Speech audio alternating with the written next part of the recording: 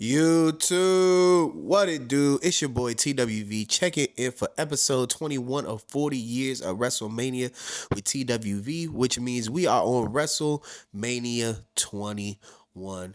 WrestleMania 21 took place in the Staples Center in Los Angeles, California on April 3rd, 2005, where it says WrestleMania goes Hollywood again because they had went to Hollywood in a previous WrestleMania. I want to say WrestleMania 3, but it was in a different area.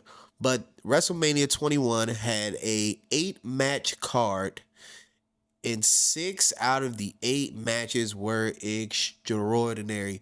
One match technically doesn't count because it's a 1 minute sumo match with Big Show, and the other one was the women's championship match. But at the time in that era, women's wrestling wasn't as on a grander scale and as appreciated as it was now. So I think that match was maybe 7 minutes tops, and it was very lackluster to say the least, unfortunately.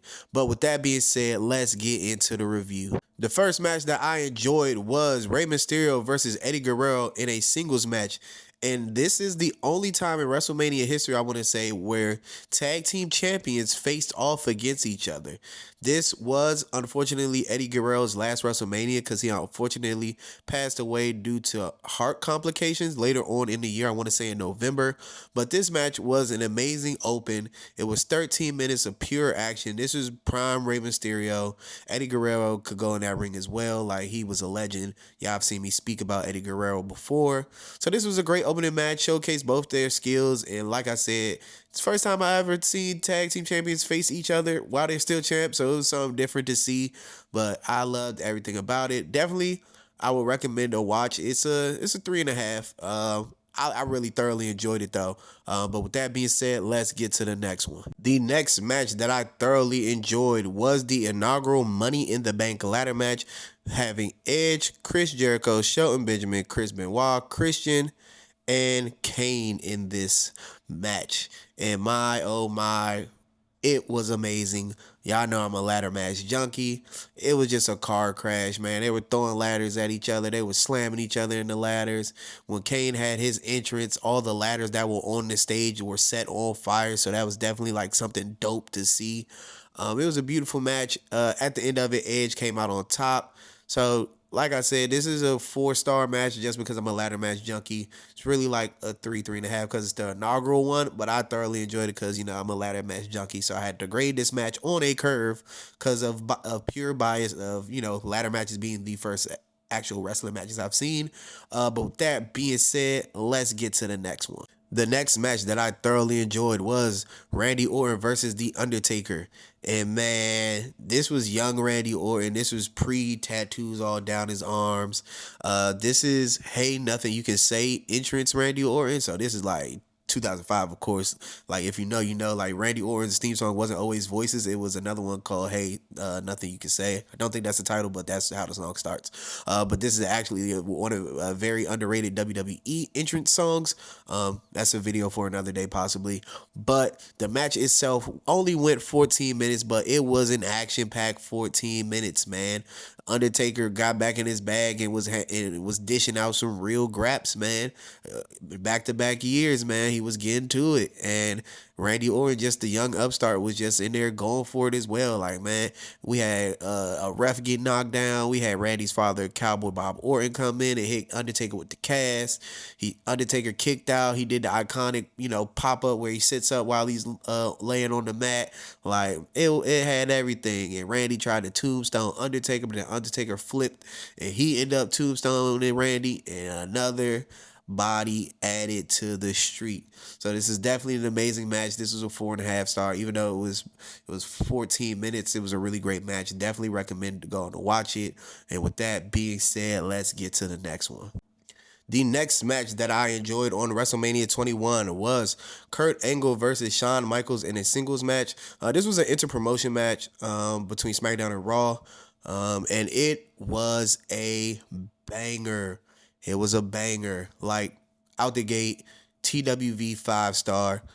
The match was so good, I had to tweet about it, just like I tweeted about Stone Cold and Bret Hart at WrestleMania 13. This match changed my life as well. Like, Shawn Michaels coming back off that back injury, he was putting up Jordan numbers. and Kurt Angle was Kobe Dan Bryant. Like those two went in there and just a master class of professional wrestling. It's a TWV 5-star, but it's really like a TWV 7-star. It broke the scale. Like this is a generational match. This is a definitely go watch this match. If you have 30 minutes tomorrow, today, you gotta go watch it. Like, jump in the comments and tell me, like, hey, you were right. This match was incredible. Shawn Michaels and Kurt Angle are two wrestling savants, man. It was a lot of back and forth. At one point, Kurt Angle had ankle slammed Shawn Michaels into the ring post, and man, they were in there going for it, man. Like Shawn Michaels was doing some of his best in-ring work, and Kurt Angle was as well. And the climax of the match, Kurt Angle got Shawn Michaels with the ankle lock, and man, Kurt Angle twisted on Shawn Michaels' ankle. It felt like an eternity, man. It was at least a good 2-3 minutes. He was just twisting that thing. And man, Shawn Michaels ended up tapping out. They had this post-match like scene where they were showing Shawn Michaels hold his ankle and all that. But this was a thing of beauty. I recommend going to watch this if you had 30 minutes in your day. With that being said, let's get to the next one. The next match that I thoroughly enjoyed was my GOAT, John Cena versus JBL for the WWE Championship.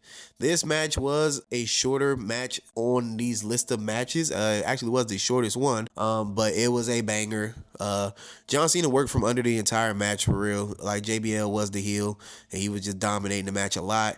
And then it, got to that point where they both were laying on the ground and the momentum kind of shifted. And man, my boy John Cena hit that 5-knuckle shuffle. Boom. And JBL, I got up. He tried to bounce off the ropes, hit him with the clothesline from hell. Cena ducked under, spun JBL around, hit him with the FU. Bam. 1, 2, 3. We have a new WWE champion. And in this moment, this is John Cena's first title match. Title he won at WrestleMania, and you get that iconic photo of John Cena diving into the crowd holding up the Undisputed Championship. So that was the weird thing about this too. It was like he technically won the Undisputed Championship, but I guess they had rebranded it to the WWE Championship because when they merged some titles, they merged the titles a couple years before that.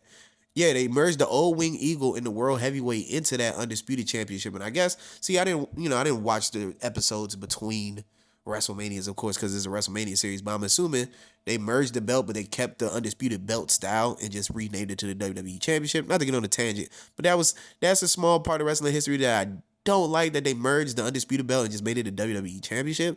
I would have felt like they should have came with a new belt. I think Cena's second title run is when they came up with the spinner belt. But yeah, like, not to get on the tangent. With that being said, I love the match. It is a 12-minute sprint, and let's get to the next one. And the final match in the main event of WrestleMania 21 was Batista versus Triple H for the World Heavyweight Championship.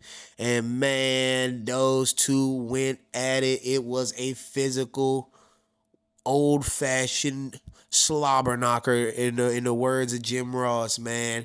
We had a little bit of everything. We had Triple H getting busted open, Batista dominating, but then getting undercut by Ric Flair because Ric Flair was in Triple H's corner. And man, it was a thing of beauty, man. I loved everything about this match. It was really physical, really intense. Clocks in at 21 minutes and 33 seconds, and you're locked in for the entire match because they went at it. They were throwing haymakers. This was a proper main event. I may do a video of ranking the WrestleMania main events as well, like, because some WrestleMania main events were lackluster, and then some are like all-timers, like WrestleMania 13 is an all-timer, like right out the gate. Like, I really love WrestleMania 13's main event. Like, that might be one of my favorite main events from watching in the series so far. Let me know in the comments if y'all would like to see a video like that. But man, this match was amazing.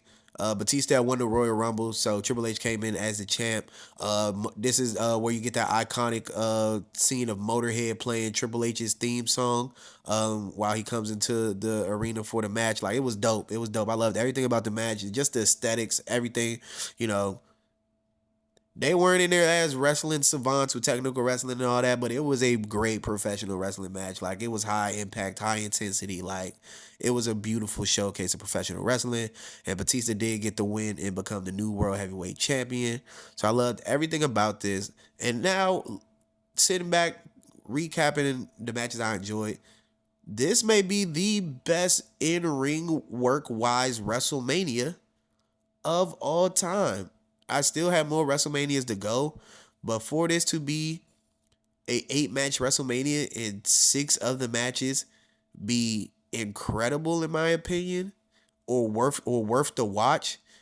Really a 7-match WrestleMania because we're not going to count that one sumo match. So for your WrestleMania to have 7 matches and 6 of them knock it out of the park, this easily may be the best WrestleMania ever, and also it may be the most underrated WrestleMania in my opinion.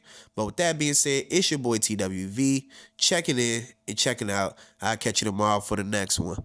Peace.